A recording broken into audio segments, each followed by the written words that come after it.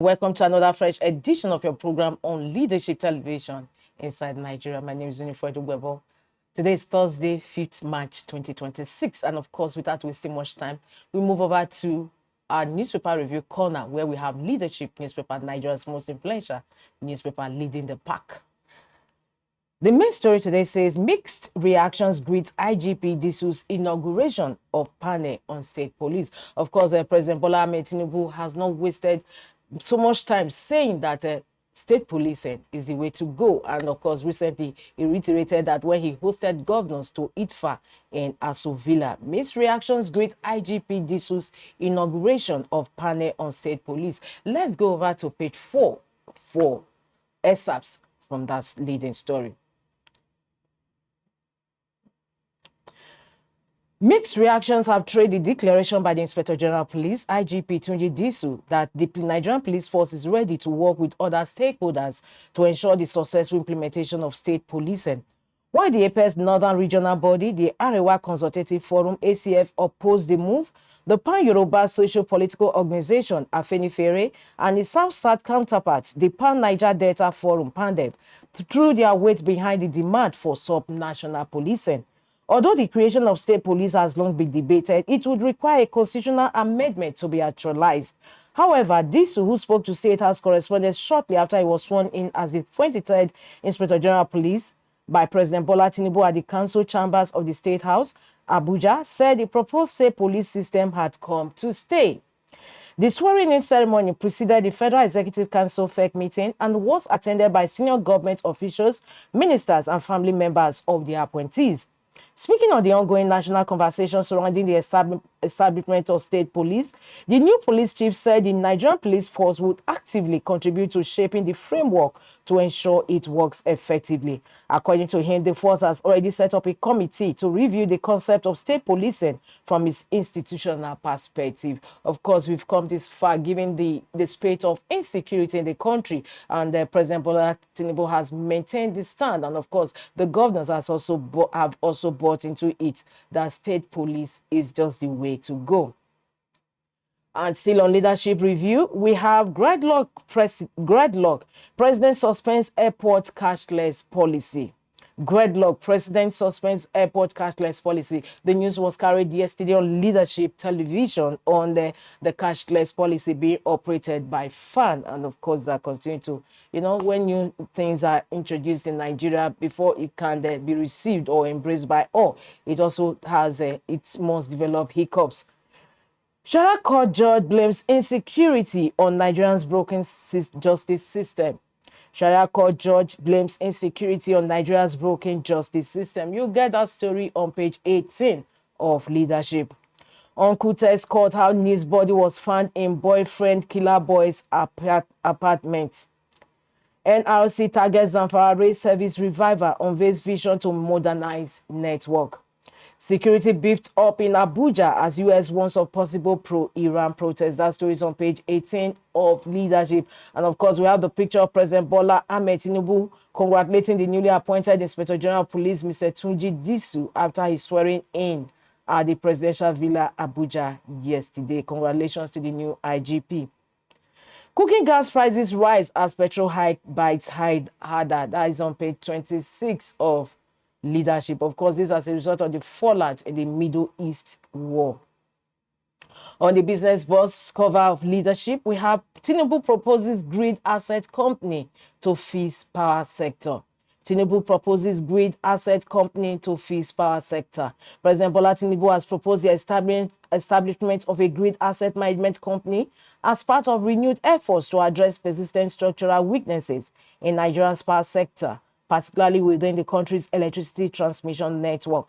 The Minister of Information and National Orientation, Mohammed Idris, disclosed this on Wednesday while briefing journalists at the State House, Abuja, following the Federal Executive Council meeting presided over by the President. Idris said the proposal was contained in a memorandum presented to the Council by President Tinubu for deliberation. And that story continues on page 7 of Leadership. Tinubu proposes grid asset company to fix power sector. Atop the masthead of Leadership, Erufai to ICPC, how Ole respond to your allegations in court. The story is on page 7 of leadership. El-Rufai to ICPC.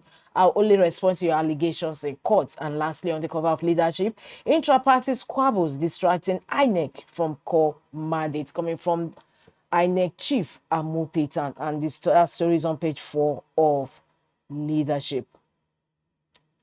From the cover, we leave to the page 3 of the paper where we have our stand. Today's stand is on financial inclusion and economic resilience. Financial inclusion and economic resilience. Today's stand in leadership. From our stand, we move over to page 3 of the paper where we move over to the back page of the paper where we have Thursday column with being blunt with Muazu Elize. Being blunt with Muazu Elize. Muazu Elize is the group managing director of Leadership Newspaper Group. 2027 is difficult to take ADC seriously. Of course, you have to find out why he holds that opinion. And that story will take some quotes from it. Unless something changes and very drastically too, Nigeria may be stuck with the ruling APC beyond 2027. Citizens are still struggling with the cost of living crisis. Infrastructure remains neglected.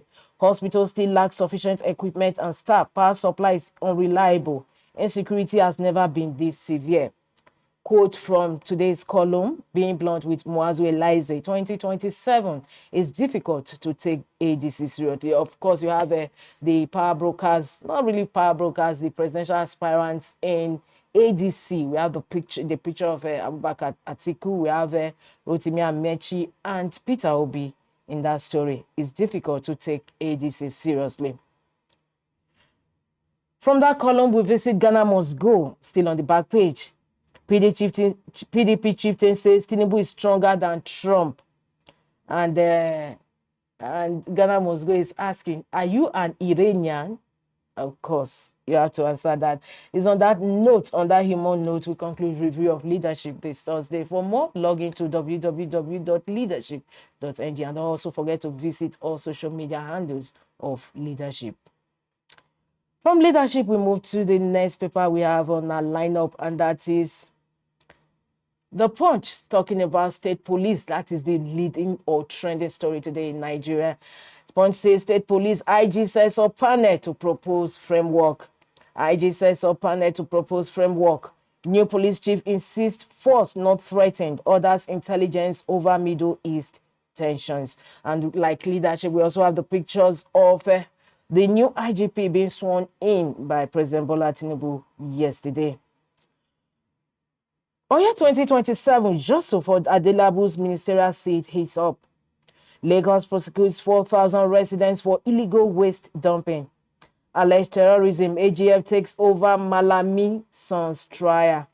Beside the masthead of the Punch, Zamfara governor weighs defection as INEC deadline looms. Zamfara governor weighs defection as INEC deadline looms. And atop the masthead of the Punch newspaper, Obasanjo declares at 89, I won't die anytime soon. Of course, there has been a write-up allegedly written by the former president Olusegun Obasanjo, and many Nigerians were wondering, is this man on the last on the corpse of DATH? And of course, in reply to that, the president has come out to say, I won't die anytime soon, in reaction to that write-up. Still on the cover of the Punch newspaper, federal government approves 1.2 trillion naira for Ibadan, Ilesha Road orders. And lastly, on the cover of the Punch, Tinubu holds cashless airport 2 over gridlock chaos. And that also concludes review of front headline stories on the Punch newspaper this Thursday. For more, log into the website of the Punch. We move ahead to the next paper on our lineup. Like I said or mentioned earlier, the leading story on today's newspapers in Nigeria is story on state police, and Vanguard is no exception. Vanguard says boost for state police as IGP says or panel on framework. Today's leading story on Vanguard. Disu sworn in as 23rd IGP assures Nigerians on security welfare. Egbetokun's DIGs attend strategic session convened by Disu. Police monitoring Middle East tensions for local impact. Today's These are kickers to the main leading story today on Vanguard. Boost for state police as IGP sets up panel on framework. FEC approves demolition of Qatar Bridge. 89th birthday. My prison years were for my principles, coming from Obasanjo. Middle East war. Spanish Prime Minister takes on Trump after threat to cut trade ties. 87 killed as U.S. sinks Iran's ship headed back from India after naval exercise. U.S. Embassy cancels visa appointments. That story is on page 8 of Vanguard newspaper. The second leading story actually on the cover of Vanguard this Thursday. Nigeria's money supply drops slightly to 123 trillion naira. Economic hardship, parents move worse from private to public schools. Party crisis distracting us, fueling apathy, coming from INEC. And we move ahead to the stories above the masthead. Middle East crisis, cooking gas surges 40% to 1,400 naira per kg. ICPC, who I'm keeping quiet, Erufai. Alleged terror financing, AGF takes over Malami trial to review DSS case file. Lastly, on the cover of Vanguard newspaper this Thursday, Tinubu proposes grid assets management firm to fix power sector. And that brings to a close the review of front headline stories on Vanguard this Thursday. For more, log in to the website of Vanguard newspaper. We move ahead to the next paper on our lineup, and that is The Guardian. The Guardian still talking state police. State police committee resumes amid framework abuse concerns. That story is on page 6 of The Guardian. Police probe killing of man accused of shooting brother in dream is also a leading story in leadership. Police probe killing of man accused of shooting brother in dream. Sit at home workers now watch force cuts in February salary. Electoral Act, INEC insists on compliance as opposition jitters over mandatory e-register. Court begins trial of Malami, son over terrorism financing on March 10. Loot partners begin forced immunotherapy trial for colorectal cancer. U.S. Embassy cancels visa appointments over Abuja protest scare. Obasanjo warns against personalized power, urges institutional stewardship. We move to the masthead of The Guardian, just right beneath it. Reps query Customs, CBN, MPA in pre-shipment non-remittance rule. Middle East crisis, force majeure declaration spies global LNG price. El-Rufai keeps mute in custody, protests political persecution. And that also concludes review of front headline stories on The Guardian newspaper this Thursday. For more, don't forget to log into the website of The Guardian, www.guardian.ng. We move ahead to the next paper and the last paper we have on our lineup this Thursday, and that is Blueprint newspaper. Blueprint says it's going in INEC. INEC to political parties, leadership tussles, unnecessary litigations, threat to democracy. EPMC has review of party regulations, guidelines. Leading story on today's Blueprint newspaper. INEC to political parties, leadership tussles, unnecessary litigations, threat to democracy. EPMC has review of party regulations, guidelines. We also have the picture of President Bola Ahmed Tinubu in a handshake with the newly inaugurated IGP Disu. IGP Disu sworn in, inaugurate State Police Implementation Committee. Zenith Bank's capital base peaks. Umeji drives 92% share appreciation. U.S. Israel Iran face off. Ondo transporters hike fares by 50%. Tinubu suspends cashless policy at airports. Oyo 53-year-old man kills brother over alleged attack in dream. Bizarre. 43 is the same story that is making the covers on the papers we read before it. Power, President proposes grid asset management company to end transmission crisis. And we move to the masthead, just beneath the masthead. No politician will go to hell for political sins. Or Shomole. No politician will go to hell for political sins. CBN's total gold holdings rise to $3.5 billion. Cardoso. And in sports, FIFA dashes Nigeria's World Cup dream. OK's DR Congo. And lastly, on the cover of Blueprint, just above the masthead, Chief of Army Staff unveils locally made combat vehicles, hails Tinubu's defense policy. That story is on page 7 of Blueprint. Don't forget to log into the website of Blueprint newspaper for continuation of these headline stories, www.blueprint.ng. And that brings to a close the review of front headline stories of some national newspapers this Thursday, including Nigeria's most influential newspaper, Leadership. Like I mentioned earlier, don't forget to follow us on all our social media handles. Subscribe, like, and comment on all our programs. My name is Winifred Webo, your host on the program, and I look forward to having you same time, same station tomorrow for another fresh edition of the program. Thanks for joining us.